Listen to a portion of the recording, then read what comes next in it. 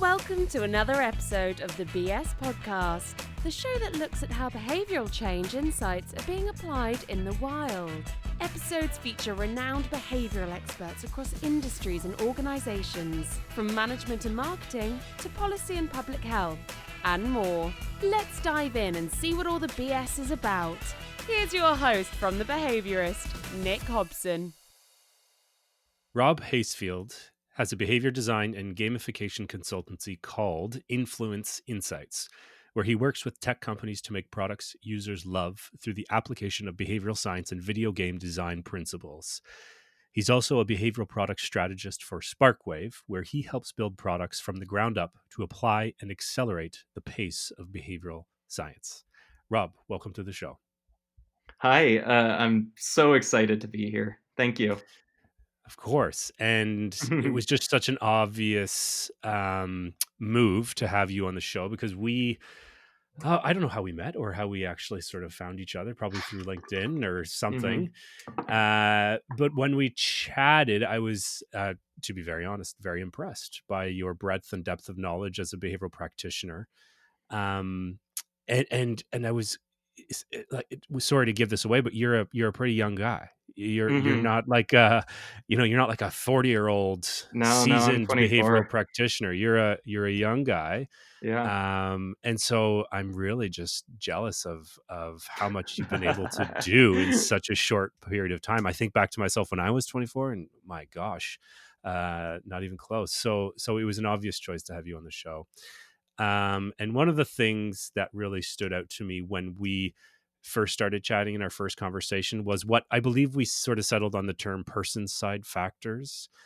I, as you know, and just to let listeners know, I have a social personality psychology background, and I've done both within academia and outside in client work a lot of work with personality, and in particular the Big Five, or using the 5-factor model. So that's sort of my go-to for individual difference measures.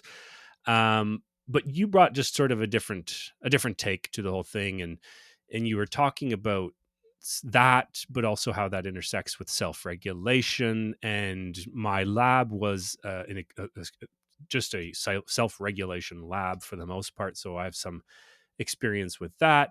But you were putting these things in a certain way that was different, that I was not used to. So with that, I'll punt it over to you to tell us and to tell listeners how you see behavior change, how you see self-regulation and personality and all these things. So very high level, so you can take that whichever direction you wish.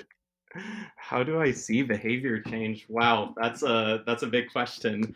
Yeah, I mean, in general, I think that I very much identify with, the whole behavior is a function of the person and the environment that they're in, right? I identify with that thought process, but at the same time, I also think that it's been interpreted a little bit oddly. Like I think that one is that people focus overly on the environment, or at least people in our space focus overly on the environment.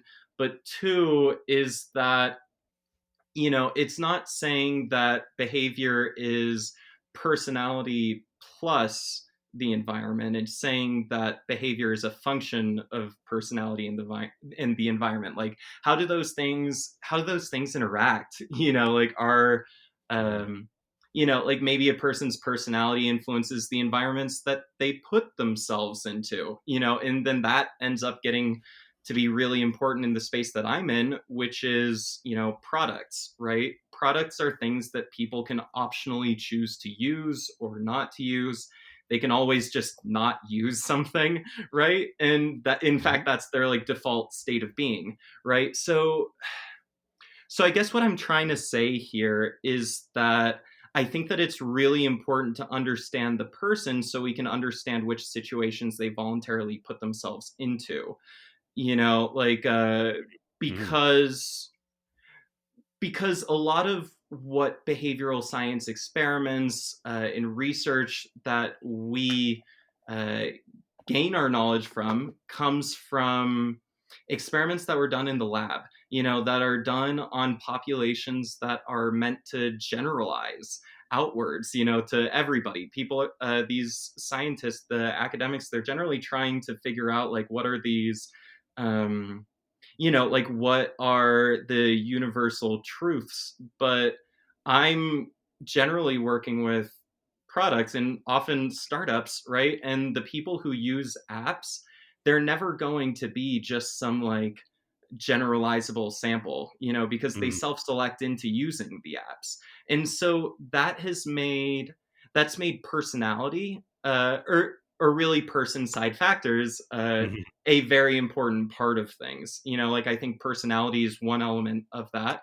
I also think that, the person's goals, are also a huge part of that. Especially in what they choose to voluntarily pursue. I think that a person's values also end up becoming important in that. And at the end of the day, like I'm still learning so much about all of these things. Like I'm definitely not going to claim to be like a to like know everything that needs to be known about person side factors, but really like what I'm just trying to figure out is like what can I know about the group of people I'm trying to change the behavior for. Like what can I know about them, so that way I'm able to more effectively figure out what I can reference from the behavioral science research. Mhm. Yeah. Does that make sense? Yeah, yeah, no, of Yeah. course. I'm just saying, "Mhm," and sort of Uh huh. nodding my head along with everything you're saying. So, I mean, and it makes perfect sense on the surface. What that last point you said is what you want to do, and I think what every what every good behavioral practitioner and psychologist wants to do is better understand their end user, uh, Hmm. or their customer or their employee, whomever it may be, so that they can offer the best possible interventions. That's it, right? Hmm. That should Yeah. be the ultimate goal, so that we can change behavior for the better, or just change behavior. Period. Whatever it is you're doing. So within that, there is this notion or this understanding that we need to understand the person and the person side factors, and yet, as you nicely laid out, that seems to be all but absent or missing, or has been missing for the last 5 or 10 years since the start of the whole behavioral revolution. Do you have any speculation or any intuition, or yeah, any idea why that is the case, that we over anchored on the situation and forgot all about the person? Um. I can't say that I know that. I think that you'd probably be better equipped to propose a hypothesis on this, just given your extensive background within academia. But if I had to guess, just from the things that I read, I think that a part of it does come from this idea of we of the behavioral scientists wanting to get these general principles, like these things that apply across the board. Like the replication crisis is just littered with the corpses of Mhm. theories that were like saying, theories and experiments that were saying like, oh, we're just testing something so fundamental that it like applies to everybody, right? Mhm. And but like they're trying to figure out things that apply to everybody, and because of that, they sort of see they might see individual person side factors as noise and variation to remove, as opposed to something that helps you gain a better understanding of, the limitations of your experiments and the limitations of your theories and the boundaries and constraints and what all it applies to. So, I mean, if I had to guess, it'd probably be something like that. Yeah, I think you're right. I mean, obviously, there's a lot of different reasons for, but I Sure. think that is certainly one of them. And for whatever reason, when BE became a thing, the folks who made those folks who made the first move from academia to industry or to government and policy, it tended to be the social psychologists, and just Mm. by virtue of their training and background, they focus on the situation. versus their close cousins, the personality psychologists, Mm-hmm. who didn't, you know, the academics are leaving academia, and they're leaving the university institutions in droves nowadays, which is a whole other topic of conversation. So they're all leaving, both the social and the personality psychologists. It just seems to me that a lot of the social psychologists came into the BE and the behavior change and behavioral design world, where the personality psychologists went more on the side of perhaps like IO psychology Mm. or program evaluation or these sorts of things, or maybe even on the clinical side. Um, but as so many conversations go with guests, and I'm not surprised it's going here with you, that there needs to be much more cross collaboration, cross Yeah. pollination, and this sort of interdisciplinary approach, so that we're not siloing ourselves like we did within academia. And so but it's still early days, because that conversation, why I was so interested and pleasantly caught off guard when we were chatting initially, was be like, you're right, that isn't really being done in the behavior change world, at least not to my knowledge. Do you see it getting better? Do you see there being more conversations like this? Like, where do we go from here when it comes to the person side factors and in your world of product design? Yeah, what's the next step? I mean, I certainly hope so. I certainly hope that's the direction things go in. But I think that uh, part of the nature of applied work is that it gears you more towards thinking uh, about those person side factors, because it's like, for me, I don't really care so much if I come up with some generalizable principle. Like I just care about, like, does this work on, this group of people that I'm targeting, and trying to figure out the best stuff that works there. And then, I might, by nature of the fact that I work with a bunch of different companies on a bunch of different projects, like, I might think, oh, I wonder if this thing that I learned here works over here. And um and so, like, i'm I think, I hope that the conversation goes more in that direction, because what I'm trying to say here is, like, I personally feel the benefit of um, having worked with a bunch of companies. Like, over the last year and a half, 2 years or so, I've worked with like 11 different companies, and so that means I'm able to draw a lot of connections. But Mhm. at the same time, so are you, and so is every other behavior change practitioner that I see. And I feel as though I'd like to see a lot more discussion in general. Like, I remember my first probably year or so of this was mostly just me in a room reading a lot, thinking a lot, writing a lot, and working with companies on my own, right?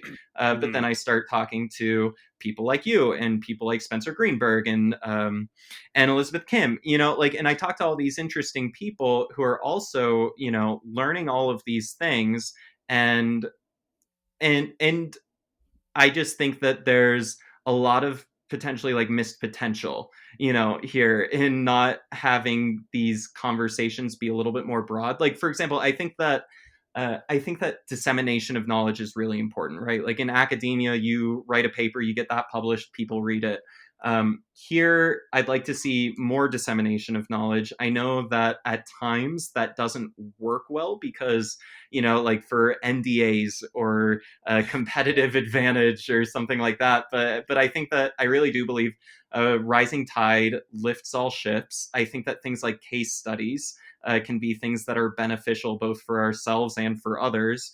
Mhm. And then I'd like to see more discussion happening around this. Like, for example, I would love it if there is some sort of, like, open discussion forum, even for, like, something like this podcast, right? So that way, things can be, like, the ideas that we discuss in this podcast get built on by other people who have thought about similar or related things. And I think that if more of those discussions are generated,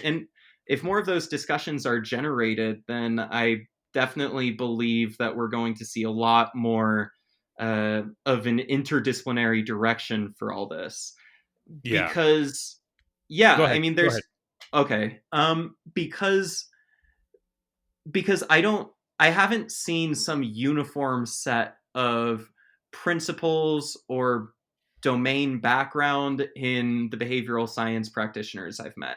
Like I personally find a lot of value in behavioral economics and psychology of self-regulation and personality.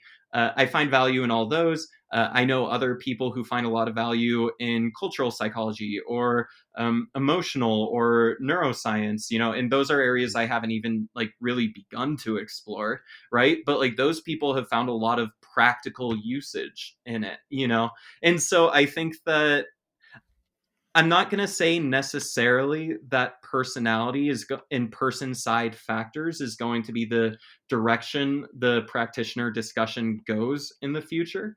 But I will say that if more of this open discussion is fostered amongst ourselves, then I think a lot more interesting and important questions are going to become obviously interesting and important to Hmm. explore. Hmm. Yeah, and it's what is interesting is that in science, and sorry, in terms of like in basic research in science and academia, the principle of it is this dissemination of knowledge, as you said, and it's the writing as clearly as possible the methods and the procedures and the results, so that with Mm-hmm. the clear goal of replication. I mean, that's one of Mm. the main pillars of basic science, of every science. So there's that. And then there was the initial BE wave in 2010 or so with government. And there, there weren't the concerns of NDAs and stealing away competitive advantages. And it's not the same zero sum game as it is in the private sector. And Mhm. so what you see with BIT and Ideas 42 and similar organizations is they have a yearly report where it's, again, in spirit of the science, communicating the results and the methods and the procedures so that other government officials in Mhm. that country, or any country for that matter, can run similar interventions and test and retest. And it's all sort of open access. It's beautiful as far as I'm concerned. Now, where I get caught up is in the next wave, which we're in right now, and that's where our own work finds us, is in the for-profit sector and in the private sector, where we now have to sort of, grapple with the realities of competitive advantage and marketplace um, positioning and Mhm. certain intellectual property and these sorts of things. And I honestly, to be totally frank, and hopefully my clients aren't listening to this, but I don't really know. I don't know how comfortable I feel with it, because I am a scientist. I'm a trained scientist, and um, I want to uphold that value, that ethic, right? But it seems that there's a bit of a dilemma here. I don't know if you've thought Mhm. about it with that, or if you can comment at it. Tell me what I should do. Rob, come What? on. I mean, it's How do we navigate that sort of that tension? I well, I think it might come from looking at the things that benefit ourselves, and then think about how the discussion and the added knowledge of other people makes our own knowledge more valuable, right? Like, so I mean, like articles. Uh, it's very much in a behavioral practitioner's best interest right now to produce content, and to become a thought leader, I Mm, suppose, right? It- but what I'd like to see then more is discussion around that content. So, like uh, Sam Salzer, he has a really great newsletter, mhm, Habit Weekly, and he sends out these articles that behavioral practitioners and other people related to practicing and behavioral science, um, articles and podcasts and video content that they produce. So I think the next wave then is to, when we're reading those articles, ask questions. Like, think, okay, what what do I want to see a little bit of elaboration on? Maybe post those in comments, and I think that we should, like, I would love to see like a discussion forum around every applied behavioral science article that I read, and something Mm-hmm. that's um, better than like a Facebook group or a LinkedIn group, right? I want to see that discussion actually happening. Um, and I think there's just so much everybody has to gain from that. Like, my perspective might be a little skewed because out here where I am, I'm in Colorado.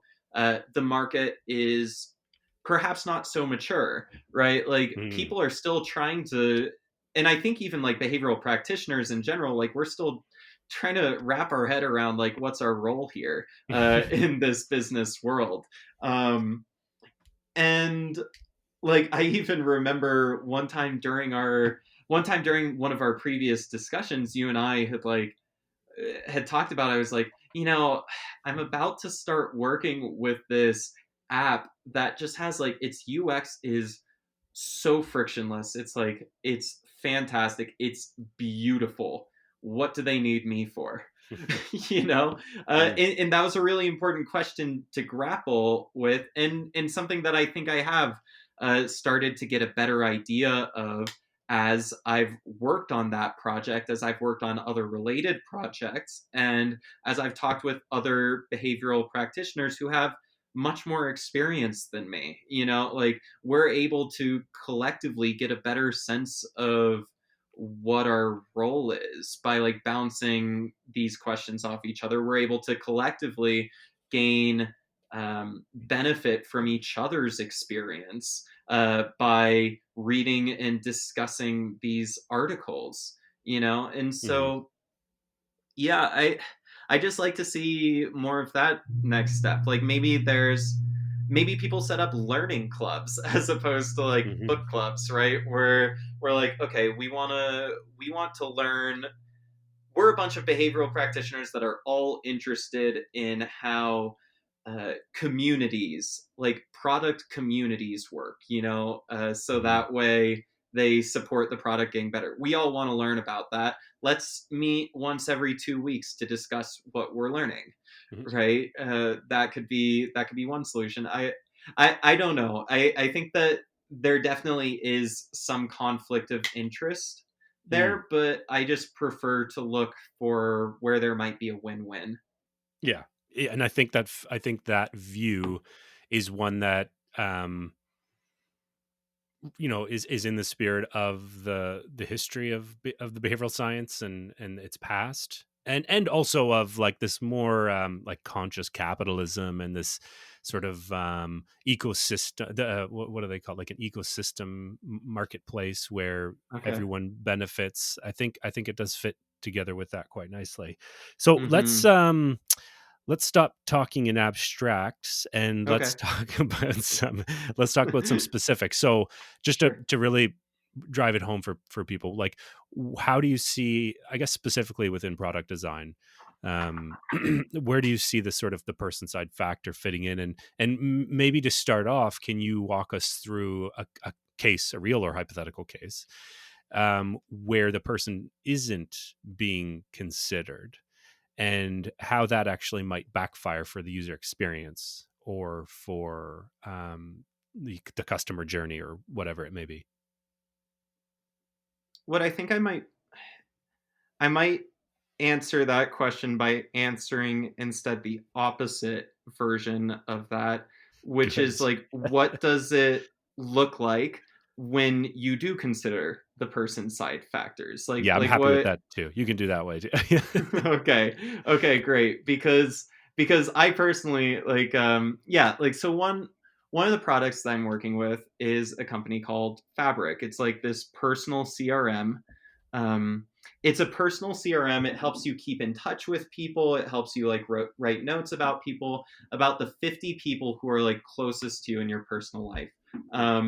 And so with them, let's just think real quick about who might actually like use it. Um, who might actually use it? Like we've got probably people that are pretty extroverted, right? Mm, We've got mm, people, but not necessarily. All that really needs to be true is that they value social connection and they value keeping in touch with people. We also might want to learn about. We might want to learn like about how what their background is before they came to this product. Like are like the sorts of users that we have, a lot of them, not all of them, but a lot of them, they were like using spreadsheet systems before this. mm, And so like they were very gung-ho about like keeping in touch with people, but they were using spreadsheets and they were trying to like figure out something easier to do there. Now contrast that to people who maybe the only people they ever keep in touch with are the people that they see in their day-to-day life. If our users coming in were that group, then the product would probably look entirely different, you know.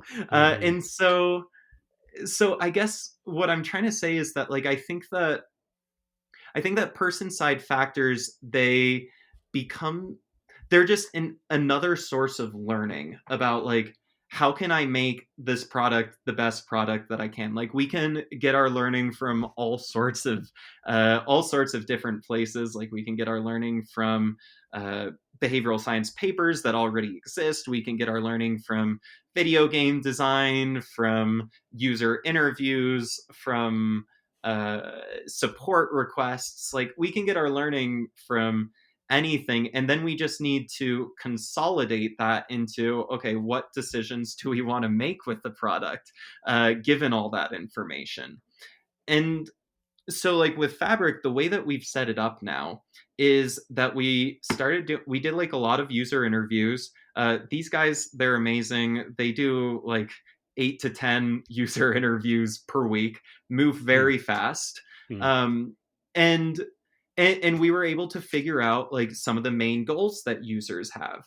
Like when people come to Fabric, they want to be intentional about their social relationships. Like who are they going to stay in touch with?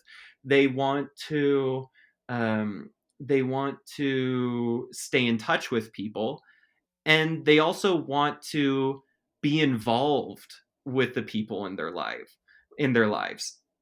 And so we identified those goals, and then we started thinking like, okay, given that those are the goals of the users that we have, then how can we change the product as a result of that, you mm, know?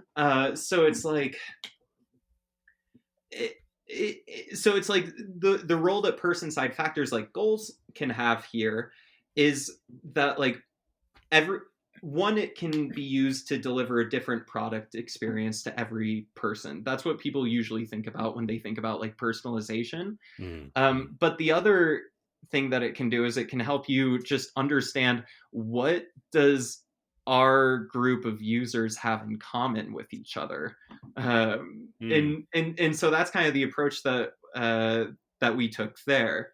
And so then given that, we're able to we're able to give the users trackers. We're able to figure out like what are the behaviors that the user can do in this app that signal to us that they are succeeding or not succeeding in each of these goals, that they're on track or that they're off track, and mhm, so that's incredibly valuable information to have, even regardless of like whether it's motivating or not. I mean, we're hoping it's motivating. It seems like it's motivating to our users, but it's like I'm setting up the product as a way to bring in information about the users. So like it's like the product is there to help me study users so that way I can give them the best thing possible. And so now we essentially have this app that's set up so that way users are able to opt into any of those three goals, telling us whether they actually have it or not. And then there's also questions in the onboarding related to that. Hmm. We're able to have proxies of each of those goals given the user's behavior in the app. Um, and we're able to just like, yeah, essentially learn more and more about the users. And we're able to tell when are they failing, and when are they not, and we're able to give, so then we'll be able to come up with behavioral interventions in the app that will contribute to that. So I mean, I think about like the product, the metrics that you have, like all of this as sort of like trying to set up an ecosystem so that way I'm able to observe the user telling us, the user basically telling us everything we need to know about them. So that way later in the future, whenever we have a question, we're usually able to have a starting point to go Hmm. back in. You know, like uh, there's all these sorts of ways that we can learn the truth about our users so that way we're able to influence them better. I choose to try to learn as much about like their goals, about their values, about who they are, so that way we're able to influence them to do the behaviors that Hmm. lead them to being successful in accomplishing their goals and behaving in line with their values, you know. And Yeah. so I think that's just to hold you there. I think yeah, this is huge, and it's not. You know this more than I would for sure, because that is your wheelhouse and not mine. But this idea of products as a way of studying your target users, I'd imagine is something that the vast majority of product design people and UX people aren't thinking about, or at least not thinking about it in this sort of deliberate, conscious, behavioral science backed type way. Is that true? Do you think there's tons of opportunity here for the type of work that you're doing? I absolutely do. You know, like I'm not going to claim that I'm the only person that's thinking about this. I think in more situations than not, whenever you're thinking about something, there's probably other people who are Hmm. too.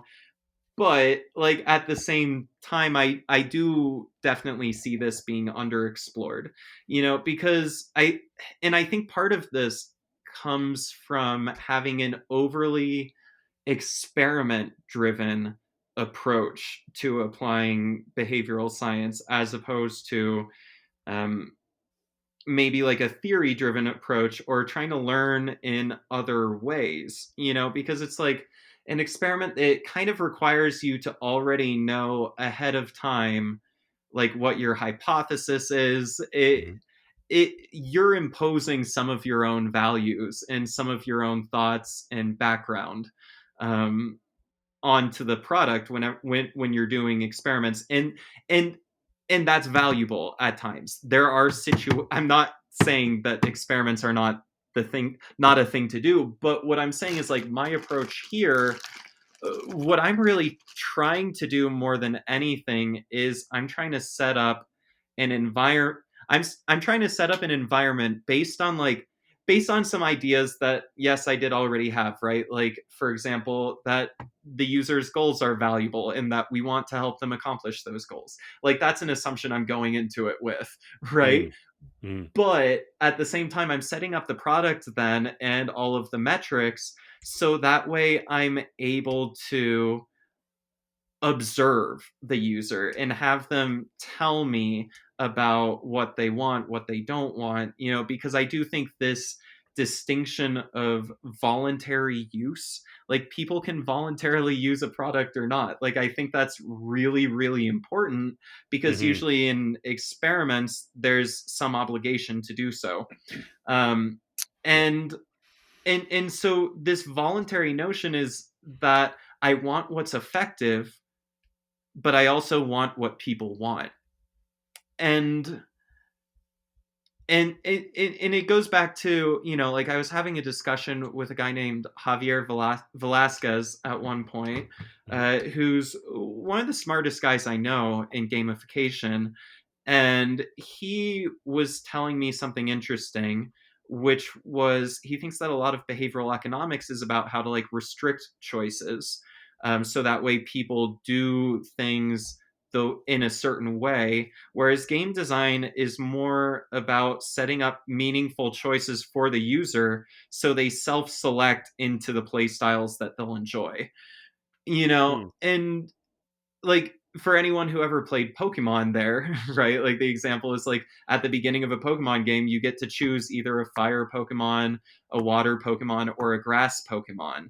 Hmm. And all of those have different play styles, right? Hmm. And so, but the user telling you which one they prefer is very valuable information.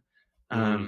So it's like, so yeah, I'm just trying to set up this product so that way I'm able to study them, able to learn as much as I can about them, so that way I can deliver value to the users, so that way they really want to do things.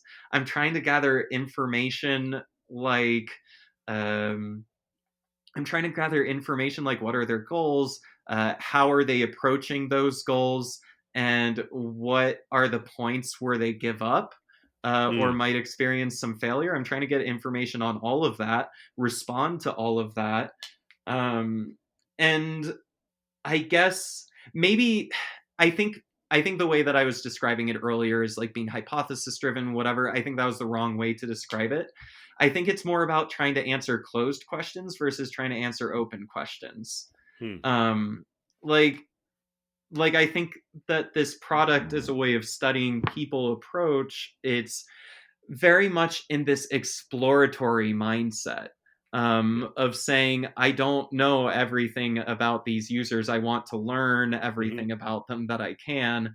So that way, then I'm able to, when I have closed questions, deliver the best interventions possible. Like there's a role for experimentation in all of this. I think part of that role is um, now that you've set up these meaningful choices for the users, how can you adjust the choice architecture there? Yeah. And does what does that influence?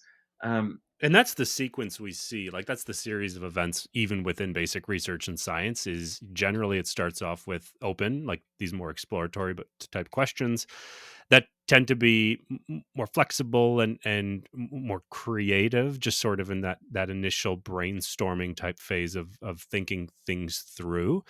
And mhm, then you learn sort of a little bit about whatever you're going after, and then you confirm it. So it's followed up by confirmatory testing and hypothesizing. And that's where you get more tight in your methodological controls and true experimental testing and even if it's all the way up to like randomized controlled trials.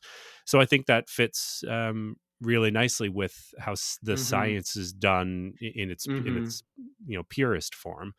um so I think that makes perfect sense. I love the idea of designing the simulation almost in a way so that you are, as the designer or as the behavioral practitioner in this case, you're able to stand back and look and like you said, observe the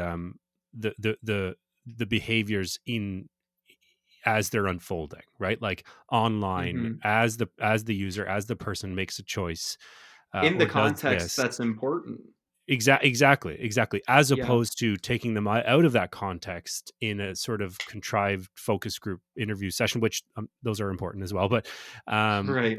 but out of context, and then ask them in a odd sort of weird way to reflect on an experience that they had prior, or imagine them having an experience having this type of experience. It's just sort of, yeah, just it's not reality. So I think what you're hitting at here is really important, and I wouldn't be surprised to see if it continues to grow. A couple more questions. The Yeah. first related to Oh, that okay. is, I think a lot of people listening to this will go, Rob, you sound like a really nice guy. You have these altruistic tendencies. I'd imagine it sounds very pro-social and cooperative. There's obviously room here for some more sinister Mhm. um, you know, um, product design, and so just on the question of ethics, then how Yeah. do we safeguard against that? And I'm thinking, the Cambridge Analytica, because I think more of that's going to happen, and we have to be careful, right? I mean, I think a lot of it just comes down to what your goals are going into it, right? Like, and You're are those being goals, like you're the being like you as a practitioner, gotcha, right? gotcha. Yes, yeah. Like when I'm when I'm trying to set up a product to study people, I'm doing it with I'm doing it with the goal of learning how to provide value to them, right? And on top of that, they're on board with it. Like, Yeah. because our goals are aligned, I want to create something that's valuable for them by helping them accomplish their goals. They downloaded this app because they wanted to accomplish these goals. Like, I think that I think that the important thing to just remember with ethics is just mainly conflicts of interest. You know, Mhm. I know that's a huge oversimplification of the ethical side of all of this, but it's my general rule of thumb. Is I'm just trying to figure out, like, um, do I have a conflict of interest with the users? Where can I find the areas where the users' interests are aligned and the company's interests are aligned? And how can I just enable that? Mhm. And Mhm. I feel like so I feel like as long as that happens, then I'm probably going to be fine. Um, I'm sure this stuff can definitely be applied in different ways. Like, for example, Facebook, like they're doing it with the goal of increasing ad revenue. Right. And that goal means that they want people to look at the app for as long as possible, Mhm. which isn't necessarily the user's goals. Now, there has actually been a lot of research done, some even by the people at Facebook, which has found that when people behave on there in a more active way, like they're actually communicating with people, they're commenting on things, all of that, then um then that's better, Mhm. like then that's actually good for people's well-being. Yeah. And so then if I were Facebook, then I might say, like, okay, we already are they're already probably tracking just about everything possible about you, and your behavior on Facebook. But then I Mhm. might just like ask, okay, um what are the areas where our interests are aligned? Okay, they want to be more connected with people. So maybe we should try to set up our learning going forward so we're able to figure out better how to encourage people to connect with each other. Mhm. You know, Mhm. and if that were the goal of all of their learning and metric tracking, then I think maybe they'd be in more solid ethical grounds. And so, yeah, I guess the question should just always be like, what are the areas where we are aligned, and how can I learn how to better enable that? Mm. You know? Yeah. And it comes back to goals. What is the Yeah. goal of the user or the target user? And what is the goal of the company or the various stakeholders who are involved? And ideally, in an ideal world, there is a great deal of overlap between those two things. And that's where we as behavioral practitioners should be sitting doing that work, is how I sort of see it. And I think it's nice. This whole emphasis on goals is really important. And that's why I like your perspective on a lot of these things. And so, with that, last question, Mm-hmm. the BBB or the big behavioral brainstorm Yeah. of all the problems, and I'm going to say this, your answer is you're not allowed to say anything related to coronavirus. Okay. Okay. That's But too easy. It's too too easy. exactly, it's just too much too easy of a lob. But of all the problems out there right now, which one do you think um, could stand to use some sort of behavioral change, insight, or intervention?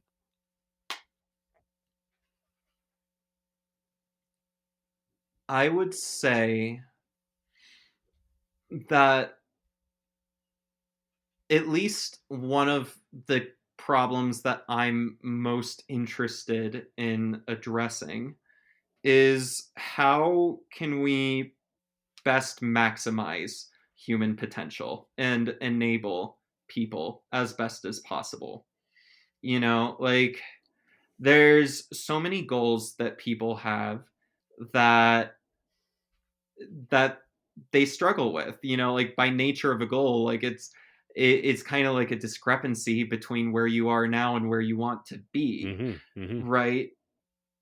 And so I think that behavioral science plays a very important role in helping people to get there, because I think a lot in terms of rippling effects, Hmm. right? Like, and Dan Ariely said something really, really interesting a while ago, at the behavioral exchange last year. Is he said something to the tune of, there are 8 billion irrational people in the world, Hmm. and the world is a function of that. It was designed by and for irrational people, Hmm. maybe even with the assumption that people are acting rationally, right? And so, but at the same time, that also, by realizing that that's not true, that raises a really important question of, like, what would the world look like if people are better able to live up to their potential? Like, and then we have 8 billion people who have all maybe leveled up a couple levels, and they are getting the work done that they want to get done. They are staying healthy. They are having thriving social experiences. They're helping each other and being kind to each other in any given opportunity to. Like, Hmm. I think that that sort of world would be really interesting. So I want to, I think that we can solve a lot of problems. I also want to think about how, beyond just solving the problem, how can we get the best possible answer, or how can we set ourselves up so that way we're getting progressively better and better answers Hmm. for this. Um, so that might be that's pretty broad. I recognize that, No, but that's fine. Most of the answers that people give are are fairly. It's an incredibly broad question, so yeah, an incredibly broad response is totally warranted. I think, and it's one that other folks have had as well. And what I like about what you've added at the very end there is not just we need the solution, but I guess how we get to the solution, so that we have a process, and that process allows to fine tune and to continually improve, because it's, I mean, and like anything, these things are moving targets, right? So what would have worked at time one is not going to work at time four, or whatever it may be. And so to have the process to get us there quicker and quicker and quicker is key, is how I've sort of understood what you said. Yeah. yeah, absolutely. We may, I don't, I don't know if we'll ever be able to be like rational or be like fully maximized, right? But at the same time, I think that any improvement there would be positive. And I also think that we can set up processes and design the world, design our products, our workplaces, our home lives, our social lives. I think we can design all of those things so that, even given who we are as people, even given our psychology, we're still able to get to where we want to go. Hmm. Like, what are those reliable systems that we could set in place? Hmm. um I yeah, it's that's something that keeps me up at night. It's something that I care a lot about. um one more thing, Hmm. I'd love to also just say is that, like, I was talking about this discussion element of behavioral science Hmm. earlier as well. Like, I think that as practitioners, we need to disseminate knowledge, but we also need to discuss that knowledge so that way we're able to build on it better. And so given that, I think that like that's one of those processes we can set up to Mm. get to progressively better and better answers for ourselves about, like what works and how do people work. And to so yeah, if anybody has any thoughts like on the discussion that you and I have had in this podcast, any thoughts, questions, conflicting experiences, um, anything that you just like think would build on this, I'd be really curious to hear and see it. Hmm. So yeah. Totally. Well, I'll be sure to include all of your places of contact and where people can find you online, and I'll definitely put it in the show notes and the episode notes so that people can get that, find those easily. And but yeah, I'll say this has been great as usual, Rob. Our conversations are always fantastic. It's really nice to chat with you and talk about Likewise. some of the big ideas. So really, really thanks for coming on.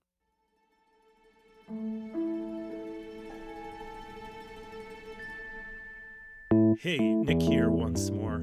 A final farewell note before ending. All the show notes, links to papers, resources, and materials mentioned in the episode can be found on the BS Podcast page of The Behaviorist, where you can find all episodes and lots of other interesting, easy-to-apply, sciencey stuff. Just go to www.behaviorist.biz/BS podcast. And lastly, if you'd like to join me in the mission of spreading the good BS word, remember to rate and review the show on iTunes. Why should you? Because 1, you're a part of a digital-wide social proof exercise. 2, you're helping combat the negativity bias in the form of positive reviews. And 3, it's a little pre-commitment for your habitual podcast listening. A little investment to keep you coming back for more BS. I mean, how much more behavioral can you get? Thanks again for listening. Until next time, remember, keep your facts ugly and your hypotheses beautiful.